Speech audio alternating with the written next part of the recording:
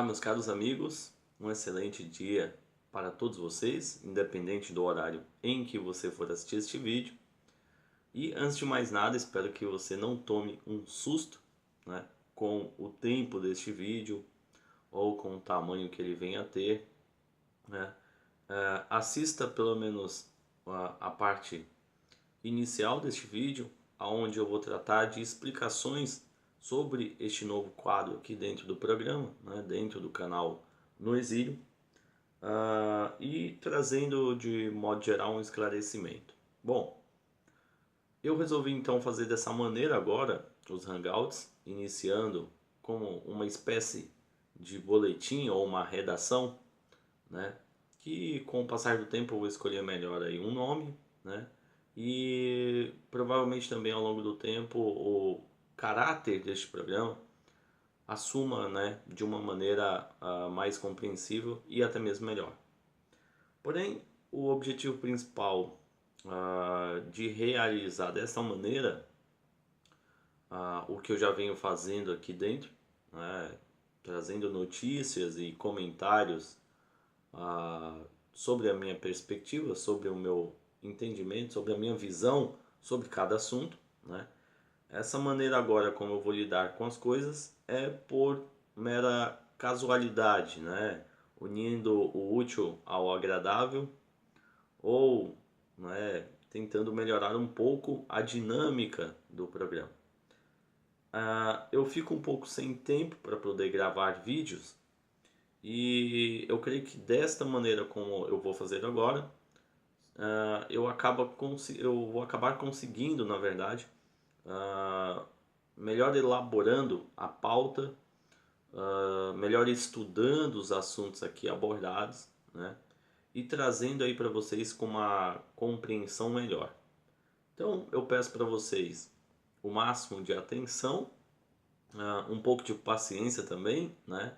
Não só com o tempo, com talvez, né, a distância em que vai ter de dias de um vídeo para o outro, mas verifique aí sempre o seu sininho, as suas notificações aqui do canal e eu acredito que vocês sempre a receberão. Eu sempre comento que é importante vocês deixarem um comentário, por mais simplório que seja, deixar o like também, porque essa interatividade repercute no algoritmo do YouTube o entendimento de que você gosta do canal, do conteúdo deste canal. Então, desta maneira, a tendência é de que você receba mais, com mais frequência, com mais facilidade, né, as notificações deste canal.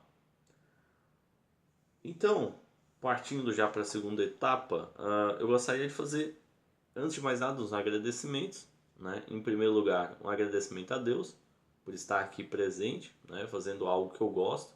Para deixar bem claro, eu não ganho nada com isso, por isso também eu não tenho condição de fazer vídeos todos os dias, por isso escolhi essa metodologia, né, de abordar os vários temas aqui de uma vez só. Deixarei bem separado aí na descrição os temas abordados, o tempo de cada tema, tá? Links pertinentes a cada pauta abordada, né? Até para que tenha ainda um entendimento ainda maior, já para essas pessoas que têm gostado e acompanhado de fato aqui o trabalho do canal. E aproveitando isso, o segundo agradecimento é para você que colabora e ajuda de fato com este canal, né? Eu vejo muitas pessoas de fato engajadas e que têm mandado notícias, mensagens para mim, falando a importância que este canal tem sido na vida dela, né?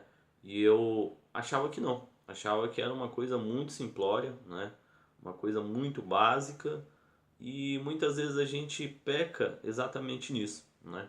A gente espera fazer algo grandioso, algo enorme, com um mega estúdio, né? Com uma boa edição de vídeo, de áudio, de imagem, né? De ter um microfone de altíssima qualidade, bem caro, um celular para fazer uma captação, né, caro também. E aqui você vê que as coisas aqui são todas bem simples, na verdade é rotineiro, né, as reclamações sobre áudio, sobre imagem, etc. E muitas vezes a gente esquece o principal, que é o conteúdo do canal, né? Então muitas vezes a gente esquece do básico, priorizando coisas maiores, né? Sendo que a gente deveria priorizar o primário, né? Em primeiro lugar, como a própria palavra já diz. Então eu acredito que a importância deste canal para essas pessoas é exatamente por se tratar de conteúdos introdutórios básicos, né? Com uma fala, vamos dizer assim, compreensível de minha parte, e que tem ajudado as pessoas a despertar, a ter um clique, né? Sobre os mais diversos temas e mais complexos que eles possam ser. Então fica o meu agradecimento para todos vocês que deixam os comentários, que falam para mim sobre a relevância do canal, mesmo que eu tenha até pouco tempo não achado isso, né? Até por isso também eu dei uma diminuída nos vídeos, para que eu tenha um tempo maior de estudo, até para que vocês compreendam bem. Eu estou fazendo agora os estudos de catecismo, para me tornar também católico. Estou fazendo os estudos do COF, né? Que são estudos bem profundos e determina a máxima atenção e compreensão, pois principalmente o começo do COF, isso é importante até para quem tem interesse de fazer futuramente, como várias pessoas já comentaram comigo, tanto aqui nos comentários ou através do meu WhatsApp. Essa primeira parte do curso é para destravar o seu eu interior, né? Para que você converse consigo mesmo e a partir daí comece a formar, né, o seu pensamento filosófico. O principal ponto do curso online de filosofia do professor Olavo de Carvalho é exatamente isso. Não ficar estudando somente os filósofos, né? Ficar estudando alguns aspectos cotidianos da vida, mas estudar a si mesmo, né? Se entender em primeiro lugar. E é importantíssimo esse papel que o professor Olavo vem desempenhando. E eu recomendo para todos vocês que têm interesse, né? Já alguma vez já se interessou, vá lá, faça a inscrição, vale muito a pena. Vocês vão notar que vai ser o maior investimento que vocês fizeram na sua vida. Não vão se arrepender. Então é isso. Espero que tenha ficado claro essa primeira parte, né, do vídeo. O objetivo real de fazer agora esse novo programa, esse novo quadro, né, os boletins diários com os temas grandes, né?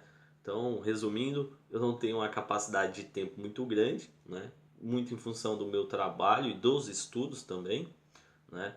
Esse hobby aqui que eu faço com o maior prazer, com gosto, por isso eu não encerrei as atividades do canal, ainda não é algo profissional, consequentemente não paga as minhas contas, então não posso dar prioridade para ele, infelizmente.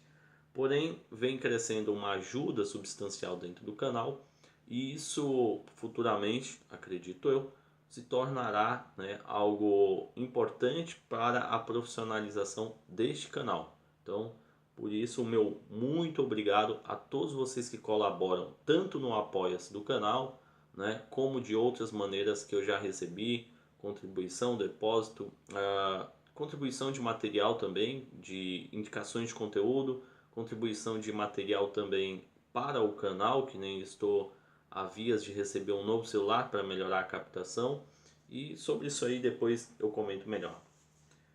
Bom, então vamos direto ao primeiro assunto do nosso boletim agora.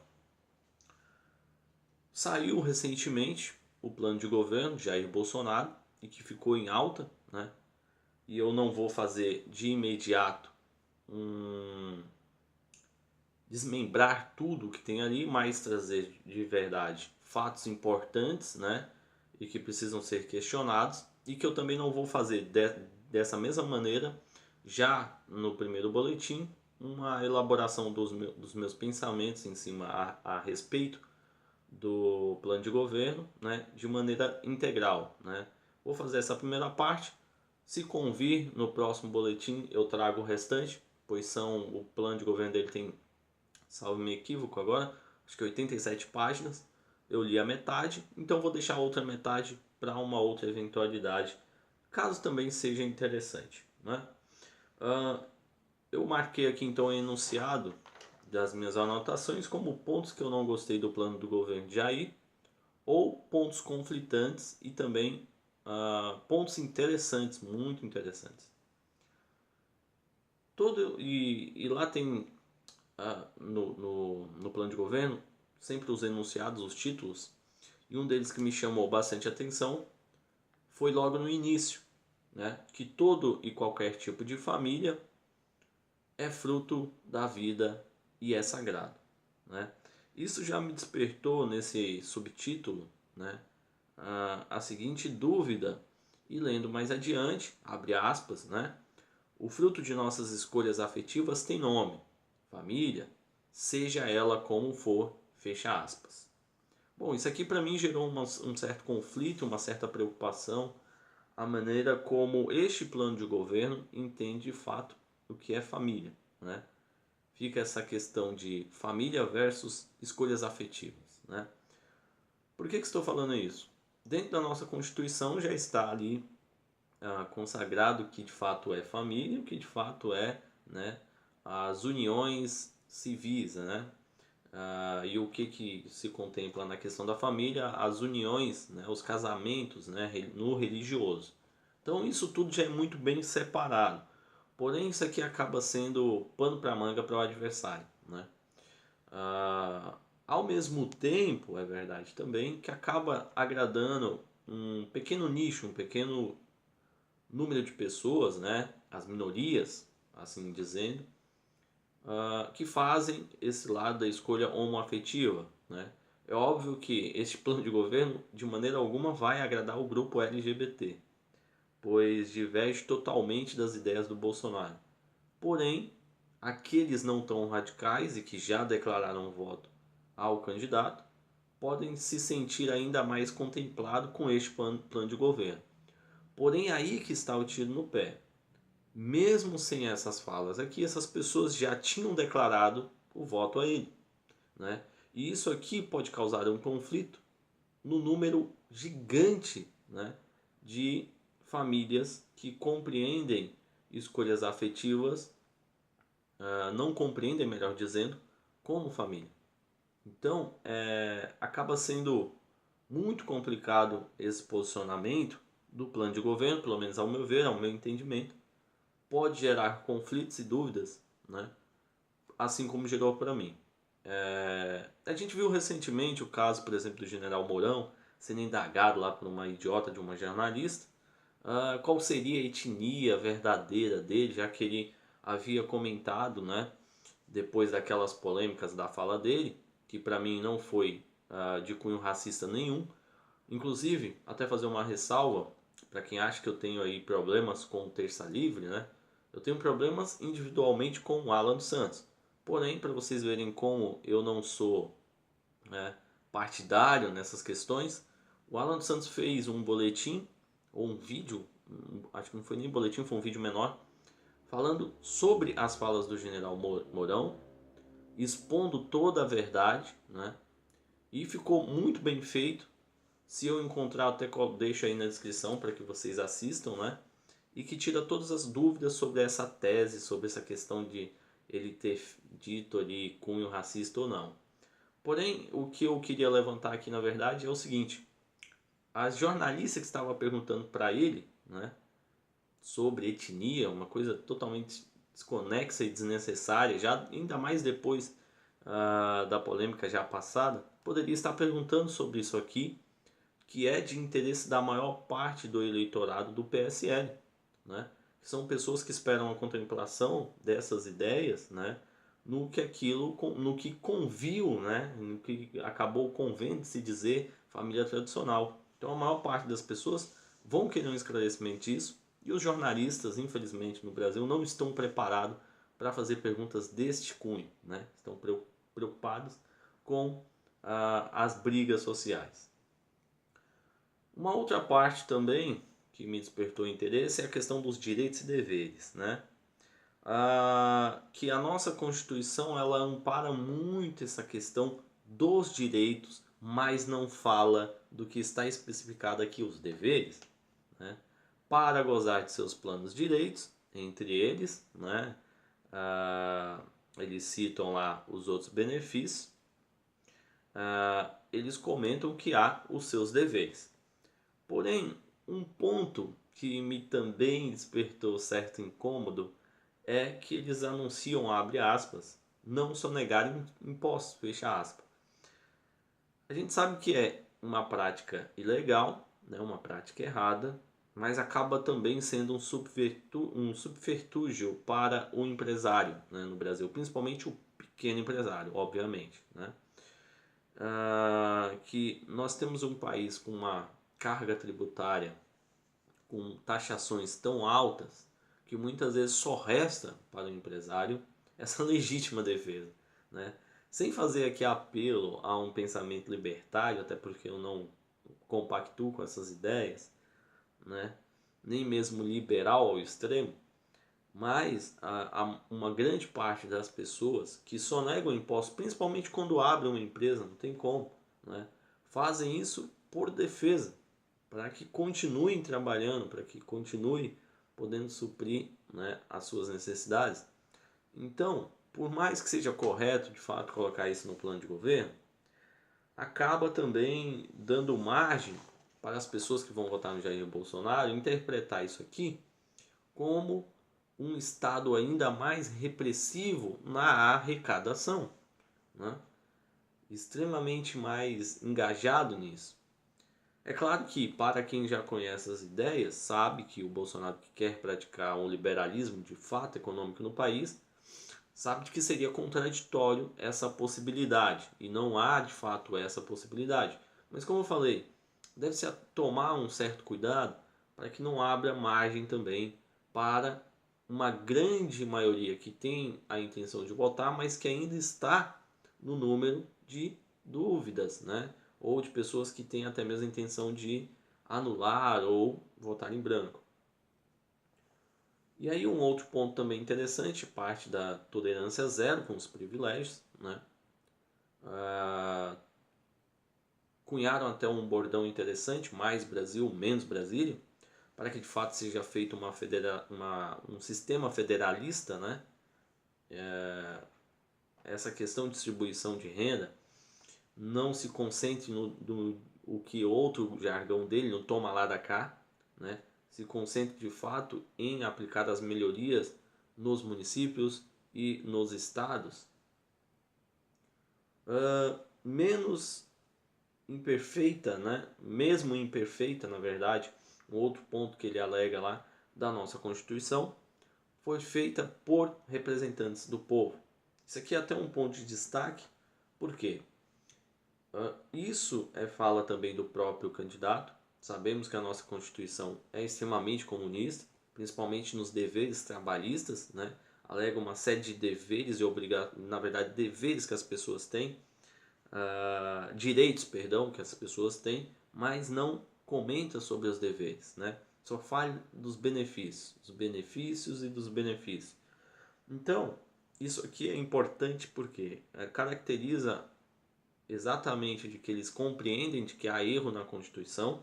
O Luiz Felipe de Orleans e Bragança já até comentou sobre a possibilidade de uma nova Constituinte. Claro que essa é uma ideia que precisa ser maturada. Ele já fez um projeto, um esboço, né? Um piloto sobre essa nova Constituinte. E eu creio que seja a maior alternativa mesmo para isso, né? Pois, de fato, há bastante erros na nossa Constituição e que não dá mais para ficar somente fazendo, né, emendões na Constituição. Né? De fato, precisa mudar muita coisa. Então, creio que o caminho para isso aqui seja de fato uma nova Constituinte. Desafios urgentes, né, destaques, que é o carro-chefe do governo. Temos hoje mais de 62 mil homicídios, mais de 1 milhão de mortos desde a primeira reunião do Foro de São Paulo. Né? Não adianta vir agora cabo da Ciolo, vir comentar sobre o Foro de São Paulo, Ursal, qualquer outra coisa, Illuminati, etc. Né? Pegar o bonde andando e querer já sentar na janelinha, calma lá meu amigo, vai para o final da fila. Né? Essa pauta já vem sendo traçada pelo menos desde 2016 pelo candidato Jair Bolsonaro. Uma epidemia de crack, né, de drogas no Brasil, introduzida pela Farc, isso é importante ser dito, pois já mostra como será a visão deste possível governo em relação à Farc, em relação ao Foro de São Paulo, precisam ser combatidos. Corrupção generalizada e a ameaças às instituições que estão combatendo, infraestrutura insuficiente e deteriorada, o que ficou evidente durante a greve dos caminhoneiros, educação e saúde à beira do colapso, né? Eu até fiz um acréscimo aqui que na verdade já colapsou, né? O que indica a possibilidade de reavermos a educação no Brasil, né? O prazo aí de anos que seria possível para recuperar a educação no país são prazos longínquos, né? Longe da nossa realidade, longe, né, de qualquer expectativa a curto prazo. Então isso aqui precisa tomar um cuidado muito grande, pois precisamos de medidas a longo prazo. Não adianta ficarmos com imediatismo em relação a isso. E o dado de desempregados, 13 milhões, que inclusive durante o debate da Rede TV, não sei se alguém percebeu isso, não há um consenso entre os candidatos em relação a esse número, né? Uns ali falam em 25, 26, outros 13 milhões e joga para 14, 15, né? O que fica evidente nesses debates também que esses números são ali jogados, né? Somente para espantar mesmo o telespectador. Não há uma credibilidade e não há uma preocupação com a verdade. Desrespeito às leis, à vida, à propriedade privada, à Constituição brasileira, né?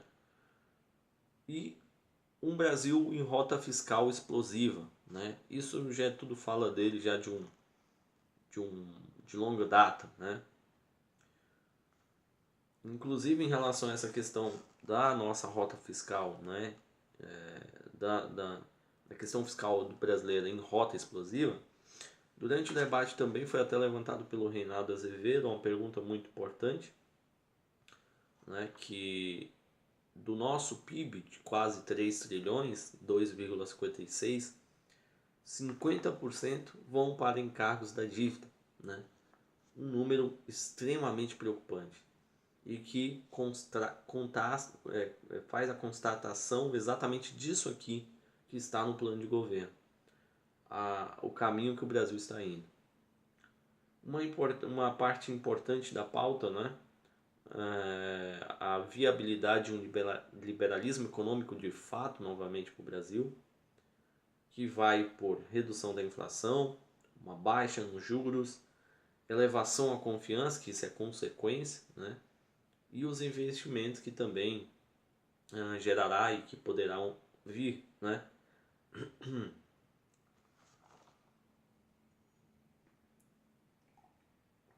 Além disso, mais adiante, eles falam do crescimento de emprego, de oportunidades, a viabilidade, né, de zerar o déficit primário, que hoje a previsão é de 139 bilhões para 2019, ou seja, o presidente que assumir, independente de quem seja, já vai assumir com rombo, né?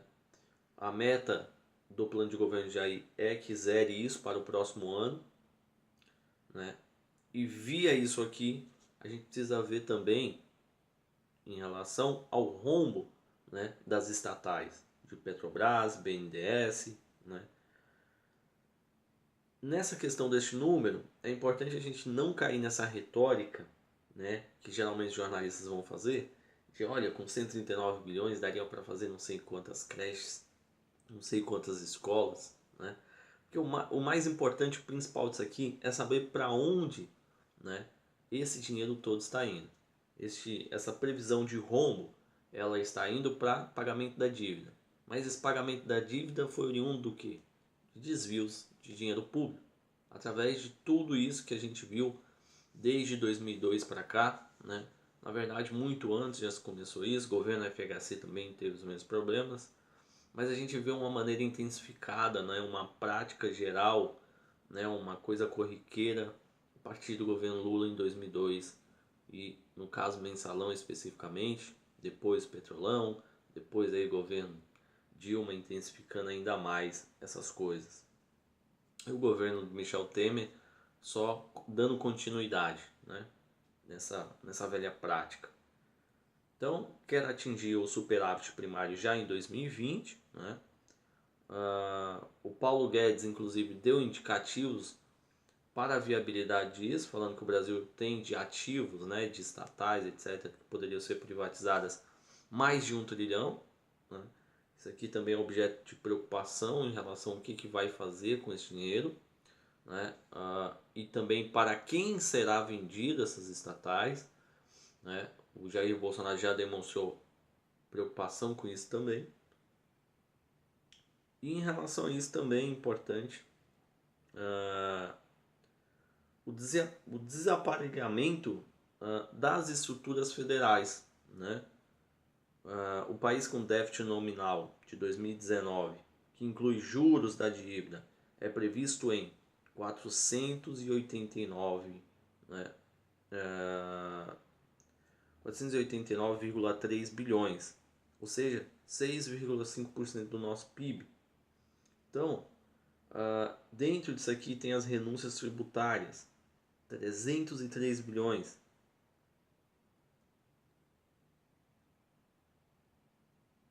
E também o déficit da Previdência Social, de 288 bilhões. Dentro dessas renúncias tributárias, para vermos os casos específicos, né, tem aí, por exemplo, grandes empresas, né, que provavelmente recebem essa isenção, P&G, Itaú, Santander, etc., nessas grandes empresas, que no fundo recebem essa isenção, seja lá via Lei Rouanet ou qualquer tipo de outra isenção, e que o que elas fazem, né, com essa isenção? Através da Lei Rouanet, muitas vezes aplicam, né, elaboram projetos culturais, né, beneficiam dessa benécia que o Estado brasileiro dá e aplica, né, através desses projetos, ideologia de gênero, né, luta de classes, né, promove toda essa porcaria através do Estado brasileiro. Então isso aqui é extremamente ser revisto também, não só essa questão de isenções, não só o déficit que o Brasil se encontra atualmente, né, os problemas desse aparelhamento do Estado, mas também principalmente a questão ideológica que está impregnada no Estado brasileiro. Então, ele vê a possibilidade também de fazer uma redução de ministérios, né? Fazer também até a ligação de um ministério com outro, menos burocracia, uma federação de verdade, né? Um governo, abre aspas, que recuará para os cidadãos, para que os cidadãos possam avançar. E aí, já caminhando para o final, né? Uma das outras partes também do plano de governo muito interessante e que é outro carro-chefe dele é a segurança e o combate também à corrupção. Né? O Atlas da Violência do IBGE de 2018, né? Lá constatado no plano de governo, uma figura lá, demonstram índices, né, de regiões com redução, né, de criminalidade. São elas Pernambuco, Brasília, Mato Grosso do Sul, São Paulo, Rio de Janeiro, aqui o Espírito Santo e o Paraná. Recentemente também, até salientar aqui, o Marcelo Faria do ILISP, né, o Instituto Liberal de São Paulo, veio a criticar a elaboração desta figura, né, que liga a viabilidade deste aumento da criminalidade via Foro de São Paulo, né, porque os estados onde tem um maior índice de criminalidade, a gente constata que são governados por lideranças ligadas ao Foro de São Paulo. E aí, né, ele fez lá a crítica falando a questão de São Paulo, né, que São Paulo não estava de fato ligado ao Foro, mas vale lembrar que o PSDB já fez várias ressalvas e pedidos de inserção ao Foro de São Paulo, de inserção à Internacional Socialista, né? Recentemente houve aí no começo do ano. É uma reunião a qual o PSDB não foi convidado e soltou lá uma nota fazendo questão de estar dentro disso aí, né? Então a gente vê que de fato há ligação, sim. Então dentro disso aqui tem a conclusão dentro do plano de governo. Precisa ser feito, obviamente, investimentos, né? Porém também precisa prender e deixar presos essas pessoas, haver, né, uma mudança ou um resgate das leis no Brasil, sem progressão de pena, né, e sem saídas temporárias. Reduzir a maioridade penal para 16 anos, né, outro objeto aí que vai causar brigas e mais brigas dentro das câmaras, né. Reformular o Estatuto do Desarmamento, né, abrir a margem para a legítima defesa, retaguarda jurídica para os policiais, excludente de ilicitude, retirar da Constituição qualquer relativização da propriedade privada, inclusive o Jair Bolsonaro não cansa de falar disso, e um redirecionamento da política de direitos humanos, priorizando a defesa da vítima, né? E eu achei uma outra parte para finalizar essa questão do projeto, pelo menos a primeira parte disso aqui, depois eu vejo se eu trago novamente o final do plano de governo.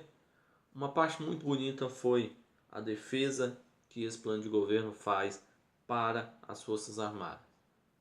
A gente sabe dos equívocos que houve, dos erros que houve sobre aquele período de 64, que é toda vez rememorado, né, em sabatinas, em debates, né? Porém, de fato é como diz o plano de governo. Trata-se de uma espinha dorsal do país, né, que esteve envolvido na luta contra o nacionalsocialismo, ou seja, o nazismo na Segunda Guerra Mundial, o impedimento da tomada do poder em 64, né, pela luta dos revolucionários, inclusive faz novamente referência ao que causou espanto na Globo e na Mia Leitão, o edital da Globo de 7 de outubro de 1984, do então Roberto Marinho, e foi muito importante essa parte, né, que ele comentou ali no seu plano de governo. Então é isso. Indo então agora para o nosso outro assunto, né, e falando de maneira bem rápida, sem muita enrolação, sobre o debate da Rede TV, foi novamente mais do mesmo, né, com pequenos pontos ali interessantes que a gente pode destacar aqui. Vale o primeiro ponto, a estratégia de não ficar acionando muito, né, o Bolsonaro. Como muito bem disse o Eduardo Bolsonaro para a Madeleine Lasco, ali no Gazeta do Povo, tá o vídeo lá, vocês podem ver. Não é bom ficar cutucando a onça com vara curta, né? Eu acho que essa é de fato a estratégia deles, porque você vê, no debate anterior, quem fez isso, Guilherme Boulos, teve a resposta à altura, né? E saiu muito mal do debate, né? E já indo para o segundo ponto, para mencionar também sobre isso, o ponto alto foi de fato o embate entre Marina e o Jair Bolsonaro, né? Ou outra que foi cutucar a onça com a vara curta e saiu muito mal do debate, né? Saiu com a imagem ainda mais destruída e principalmente entre aqueles possíveis eleitores dela. Eu vou até contar algo aqui para vocês verem como às vezes é bom a gente fazer porcarias na vida, porque aí você tem uma experiência de vida e você pode, né, contar para os outros para evitar que vocês façam esses erros. É verdade que no ano de 2010 não havia muitas alternativas para o Brasil, né? Era o menos pior ou o mais desprezível de todos. E neste período, eu só vou fazer uma ressalva aqui que eu não me recordo de fato se foi 2010 ou 2014. Eu acho que foi 2010, que 2014 eu até passei as férias aqui. Então foi isso mesmo, foi nas eleições de 2010. Eu fiz campanha para a nossa querida Marina Silva, né? A nossa tartaruguinha inofensiva que aparece de 4 em 4 anos para botar o ovo. E aí, eu consegui ver durante esse período de campanha, que na verdade eu não estava fazendo a campanha propriamente para ela, fazia para um deputado federal da minha antiga igreja, do Avivamento Contínuo, até mandar um abraço aí para o pastor Daniel e para todos os membros da igreja, mesmo não hoje tendo mais vínculos da igreja, são pessoas que eu tenho com muito carinho. A gente fez então essa campanha sem muito investimento, sem muito dinheiro. Naquela época a internet ainda já tinha uma força, mas não tanta quanto hoje, né? Que já é bem mais nítido isso. E a gente foi, com poucos recursos ainda conseguimos um número bem expressivo de votos. E infelizmente eu provavelmente tenho até mudado o voto de algumas pessoas para a Marina. Porém, naquela circunstância, como eu disse, não tinha muito o que fazer, né? A gente não tinha muitas opções. E este pastor da igreja, obviamente, né, fez com que a gente fosse em várias igrejas. E dentro do seio da igreja evangélica, havia um número muito grande de pessoas que iriam votar na Marina Silva.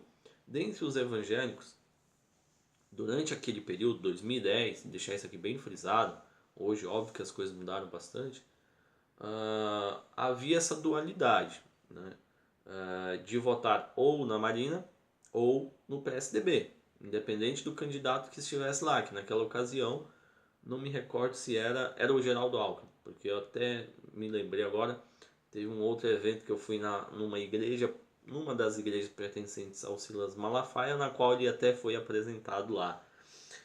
Então, para o público evangélico, em hipótese alguma eles iriam votar no PT, que já estava com a imagem muito deteriorada naquele período, o que causou ainda mais espanto deles terem sido eleitos, né, a Dilma ter sido eleita em 2010 e ter sido reeleita em 2014. Por isso a gente sempre fica com a pulga atrás da orelha em relação às urnas eletrônicas. Então, de fato, a Marina Silva ela tem um núcleo, né? Havia votos dentro do meio evangélico. E depois do debate, né, esse pouquinho que restou para ela ainda de dúvida de alguns evangélicos em votar nela, eu creio que agora se acabou, né? Pois ficou bem nítido para a gente naquele embate.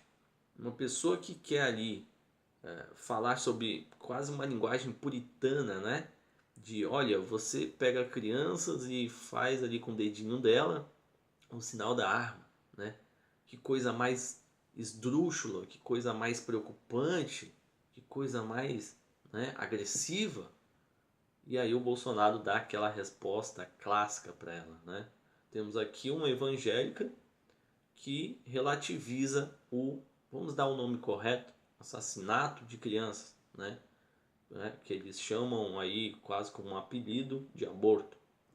E acabou com a imagem dela. Então, esses foram os dois pontos mais importantes do debate, né? Essa estratégia bem clara, o Jair Bolsonaro precisa fazer alguma coisa, ser mais imbatível com isso, né? Sei lá, abre o microfone tá aberto e fala, pô, e aí, não vão me acionar não? Tô vindo aqui de graça. Então não vou dar mais, na saída pode até falar, não vou vir mais em debate, porque não é interessante para mim.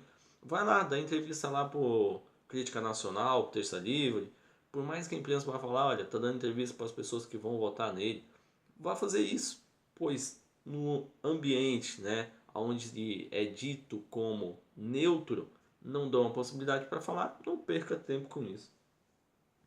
Bom, partindo então agora para um novo assunto,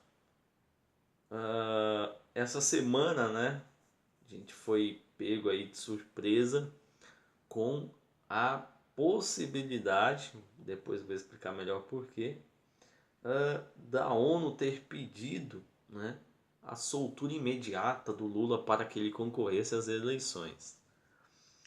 Por que a possível, né? Ficou constatado agora no final dessa semana passada, né, de que o advogado Cristiano Zanin fez um alarde, né, praticamente o que a imprensa gosta de mencionar hoje, uma grande fake news, né, dizendo que a ONU havia determinado a soltura e participação do réu condenado, Lula, nas eleições, que os seus direitos políticos deveriam ser mantidos. Porém, passou-se um tempo, né? Isso começou ali, foi logo no comecinho da semana, agora quase no final da semana, ficou claro de que foi um jogo de cartas marcadas, né? A ONU de imediato fez uma nota oficial já desmentindo, né, de que estava através de um comitê de embaixadores, de pessoas importantes, um órgão formado ali por em torno de 47 países, né, de que não tinha respaldo direto da ONU, apesar de ser organizado dentro da ONU, as ações, as medidas, a pauta daquela organização deles, né, não tem fundamento da ONU, não vai para as resoluções finais. Então, ficou muito feio para o Partido dos Trabalhadores e para o preso que continua ainda lá em Curitiba, né? E isso evidencia o quê? A falsatez do advogado, né? O que pra gente é claro, né? O que uma pessoa como ela vá fazer a defesa, né, do Lula, né?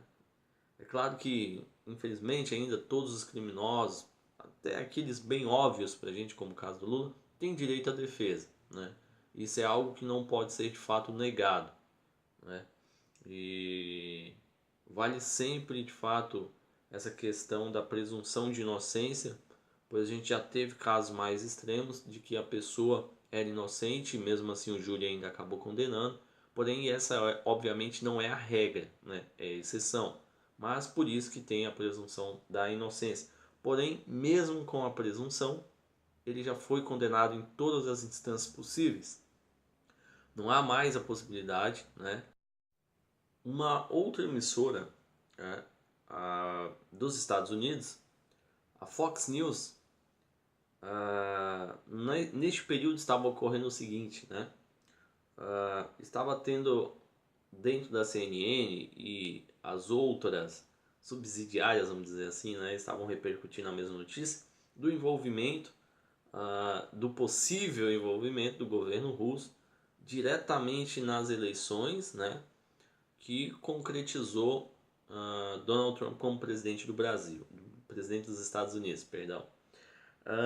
E aí a Fox News, né, que é uma televisão que faz de fato, uma emissora que faz de fato um papel bem isento em relação aos fatos,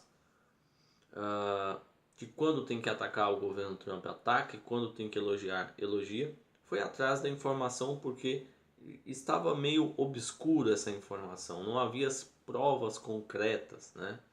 Então implantaram dois jornalistas da Fox News dentro da CNN e constatou-se o óbvio de que era manipulação de narrativa. Estavam forçando a narrativa de intervenção russa nas eleições para dar mais audiência. Isso ficou tudo claro dentro das falas dos próprios jornalistas da CNN que logo foram demitidos. E isso aqui, essa notícia, né, do Globo me lembrou e me remotou muito, né, o que aconteceu com o CNN. E a gente espera que o fim dos jornalistas que fizeram isso seja o mesmo que o da CNN, o fim do Globo seja o mesmo que está acontecendo com a CNN, a audiência diminui. Então é importante também que você que está aqui nesse canal, que pertence ao nosso grupo, né, a essa mentalidade um pouco mais diferente, não assine jornais como esse, né? Você que tem uma capacidade e até mesmo gosta muito de ler jornal, artigos, etc., e se destaca na capacidade de escrever artigos, tem um bom domínio da gramática, vá você mesmo fazer os artigos, né? Hoje com a internet há uma facilidade muito grande para você ter um blog gratuito e escrever e divulgar nas redes sociais. Você mesmo pode fazer aquilo que você gosta, né? Como um hobby de leitura, etc., acompanhar as notícias. Você, através da verdade, consegue fazer isso, né? E com as ferramentas que temos hoje, você consegue ser muito maior do que um jornal o Globo, né? Basta fazer uma pequena coisa, falar a verdade, que é o que as pessoas hoje mais anseiam. Então vamos partir já para outra notícia, caminhando já para o final aqui do nosso programa. para a penúltima, né? Depois eu ter só mais um acréscimo. Teve recentemente agora, né, no dia 18 de agosto, a morte do Kofi Annan, que foi o ex-secretário-geral da ONU. Não vou ter muito a acrescentar sobre isso. Ele foi secretário durante o período de 97 a 2007, né, e quase 20 anos aí, então, de gerência. E é tido então nos veículos de informação como uma pessoa importantíssima, chegou a ganhar o Prêmio Nobel da Paz em 2001, né? Porém, a gente pegando essas datas, a gente já constata o seguinte, e através do papel da ONU também o seguinte. Durante esse período em que ele foi secretário-geral da ONU, de 97 a 2007, foi sem dúvida nenhum dos períodos mais conturbados da própria ONU. Você vai ter várias guerras, guerra do Kosovo, guerra do Iraque, o que aconteceu em Ruanda. 2001 você vai ter os atentados ao World Trade Center, depois a invasão do Iraque, né? A invasão do Afeganistão, do Paquistão também, etc. Invasão entre aspas, né? Porque de fato foi preciso essa intervenção americana dentro desses países. Hoje com um repertório aí, principalmente do professor Olavo de Carvalho, que tem uma vasta gama de artigos sobre este período, datados no período, né, já contrário à narrativa dos jornais anti-americanos. Fica constatado para a gente que foi importante e não havia alternativa para aquilo. Porém, muitas estratégias tomadas pelos Estados Unidos foram erradas durante o governo neoconservador de Bush, né? Bush filho, e que resultou também, depois ainda com o governo Obama, né? Na criação do Estado Islâmico. Então fica a constatação de que é uma pessoa, né, conflitante dentro desse cenário, esteve envolvido, né, em vários escândalos, dentre eles o escândalo principal que envolve até o nome do seu filho, petróleo por comida, né, que era um contraponto aos embargos da própria ONU já ao Iraque, né, inviabilidade de amenizar a situação da população civil iraquiana.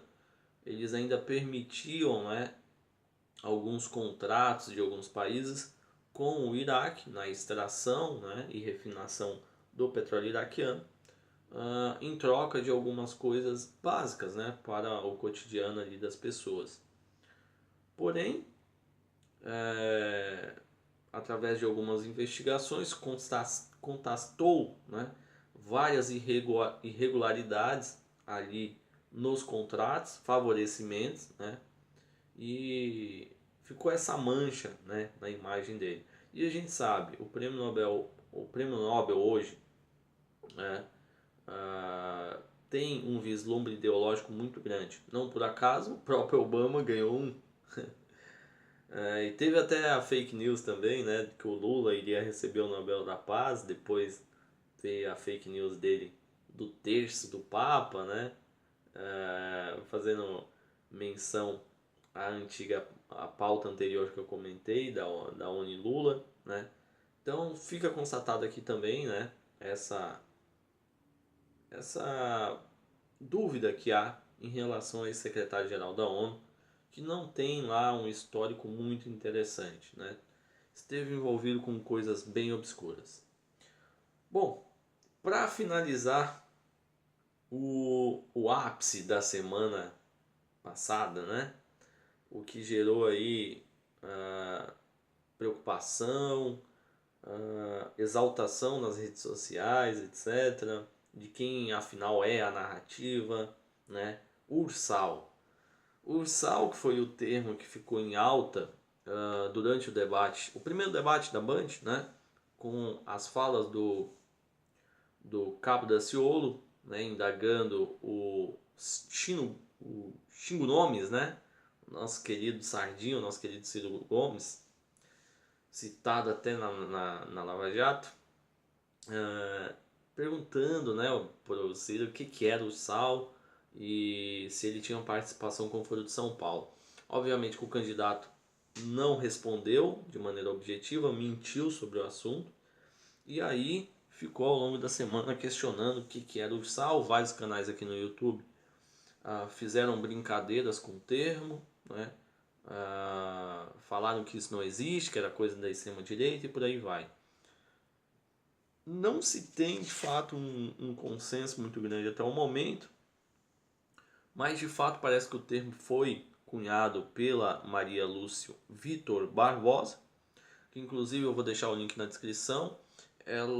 Este termo foi citado em um artigo que inclusive aparentemente o próprio professor Olavo de Carvalho o manteve no site, no seu próprio site, né, do olavodecarvalho.org, e vou deixar o link aqui. Lá ela comenta no final, só que ela utiliza o termo de fato como uma coisa jocosa, que seria União das Republiquetas, né, Socialistas da América Latina. Porém, o que ficou claro, né, e o professor Olavo de Carvalho fez até questão de comentar, por mais que ela tivesse utilizado o termo como brincadeira, isso não isenta o que de fato existe, uma estratégia de união entre estes países, né, seja por via política, econômica, ideológica, qualquer tipo de favorecimento que seja.